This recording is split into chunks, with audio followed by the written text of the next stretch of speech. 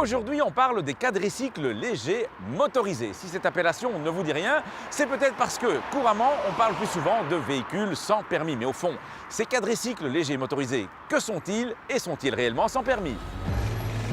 Ce qu'on appelle voiture sans permis est en fait considéré par la loi comme étant un cyclomoteur à 4 roues avec habitacle équipé d'un moteur de maximum 50 cm3 ou 4 kW, qui ne peut dépasser 45 km à l'heure et dont la masse à vide doit peser moins de 350 kg. Beaucoup de ces engins ressemblent à une automobile en miniature, mais attention, le terme voiture sans permis est lui tout à fait inapproprié. Pour conduire un tel véhicule, il faut en effet détenir soit un permis cyclomoteur, soit un permis B. Pour le permis cyclomoteur, celui-ci doit bien entendu être passé sur un quadricycle et non sur un cyclomoteur à 2 roues.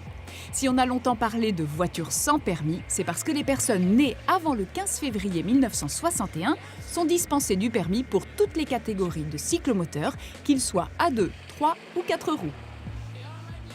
Pour pouvoir conduire un quadricycle léger motorisé sans permis, il faut donc presque 57 ans à l'heure actuelle. On comprend donc que cette appellation voiture sans permis est fausse et même de plus en plus fausse chaque année.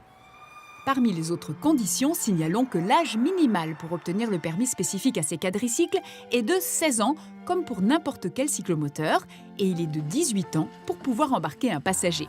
C'est une précision utile à rappeler aux conducteurs âgés de moins de 18 ans et qui seraient tentés de transporter un ami. C'est vraiment à éviter car en cas d'accident avec blessure pour ce passager, la responsabilité du jeune et par ricochet les moyens financiers de ses parents seraient très certainement engagés, car l'assurance en responsabilité civile aurait alors le droit de se retourner contre le jeune et ses parents pour récupérer les sommes payées pour indemniser le passager. Rappelons au passage qu'assurer le quadricycle léger motorisé est bien entendu obligatoire.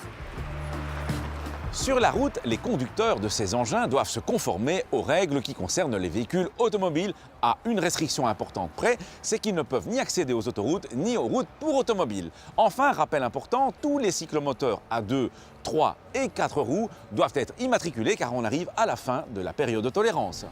En effet, car le délai pour se mettre en ordre expire le 10 décembre prochain.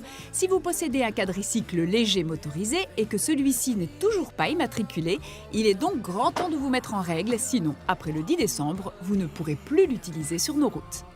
Si vous conduisez un quadricycle léger motorisé, mieux vaut éviter les axes rapides car la différence de vitesse entre votre véhicule et ceux des autres y serait une source de danger. Mieux vaut dès lors privilégier les trajets en ville ou sur des routes très calmes. Qui doit se conformer aux feux spéciaux pour les transports en commun? Les conducteurs de tram et de bus, bien entendu, quand ils circulent sur la partie de la voirie où se trouvent ces feux spéciaux. Mais tout autre conducteur qui se trouve également sur cette partie de la voirie doit aussi se conformer à ces feux.